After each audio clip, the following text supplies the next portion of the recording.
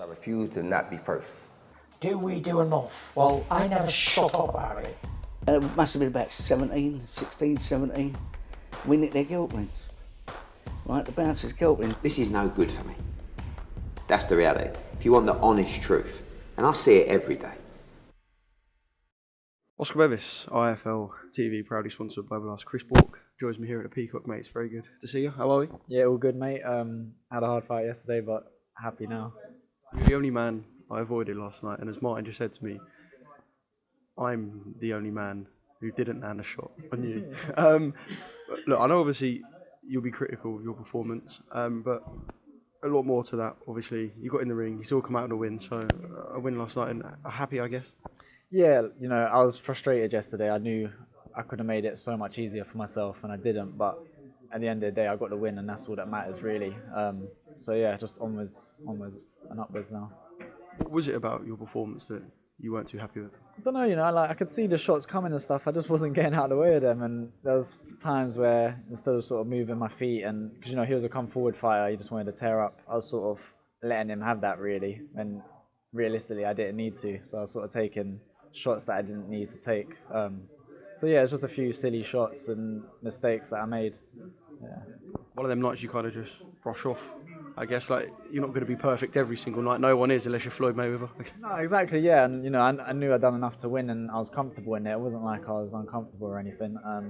You know, obviously my nose went, which is a bit annoying. But it's just boxing, isn't it? It's one of them things. As long as I get the win, that's all that matters. There's 2 fights now since the defeat. Obviously, the last one I remember we spoke about. He said just kind of getting over that mental barrier. Now you've banked the 6 rounds again. Do you want it to be something big next? Yeah, ideally, you know, I'm a fighter that the more rounds the better. You know, 6 rounds doesn't really suit my style. I need loads of rounds. And yeah, I mean, I got to thank Frank for getting me out and my team for getting me out. And it's just about staying busy now. Last year I only had 1 fight, so it's about getting that momentum, staying busy, and having some big fights. Yeah, I know you've never been one to kind of get in front of the camera, look down the lens and directly gun for someone.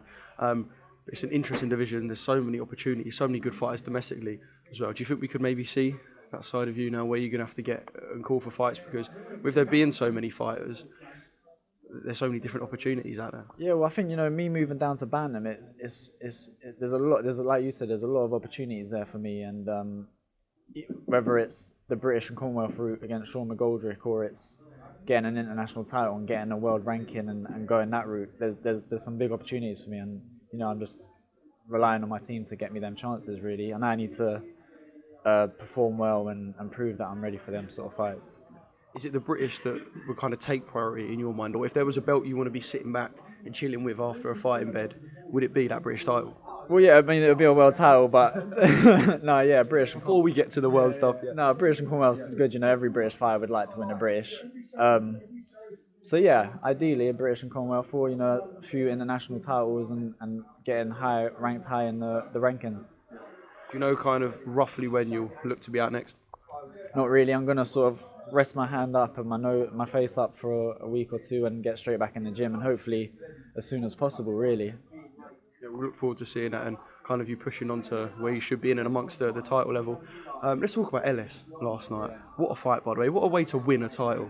To have the entertaining 7 rounds and then to end with that just killer knockout. What a fight. Mate, unreal, you know. He had to dig deep there. Hosea was sort of starting to dictate the fight at points, and I thought Ellis was maybe starting to sort of throw it away a bit and letting Hosea get comfortable, and then, you know, he sort of found that second wind, caught him, and managed to set up that big backhand. And once he landed it, it was game over. I know there's a lot of love for Ellis at Queensbury, and I know how highly they think of him. This was kind of his burst on the scene moment, but you've seen him a lot behind closed doors over recent years. How good and how far can Ellis go? Yeah, man, Ellis is ready for a British title. He just needs to get that chance. It's like any fight, you know, they just need to get that chance and they need to jump in it. But this was his sort of coming out fight. He had to do what he'd done, and you know, he'd done it in style, so it's the perfect win for him, really. I can already see the Instagram post, you with a British title, him with a British title, the pair of you, the next 2 coming out the Peacock with their British. Yeah, and then, you know, we can take a picture next to Denz and Dan Aziz. Yeah, we're just catching up with them.